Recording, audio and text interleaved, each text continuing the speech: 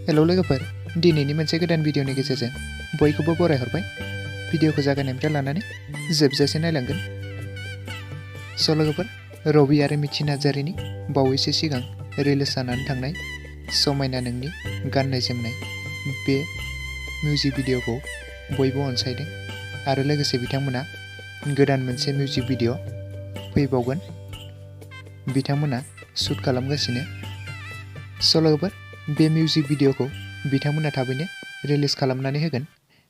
बे music भिडिअनि shoot खालामनाया दासिम सोलिगासिनो। जेब्ला बे मिउजिक भिडिअखौ रिलिज खालामो अब्ला आं बेनि सायाव आपडेट लानानै फैगोन लोगोफोर। बेनिखायनो आंनि चेनेलखौ साबस्क्राइब खालामनानै लाखा लोगोफोर आरो खाथियाव थानाय नटिफिकेसनखौ अलाव प्रेस खालामना लाबानो जाबाय, जाहाथे आं गोदान भिडिअ हगारोब्ला नोंथांनिसिम नटिफिकेसना सहैयो।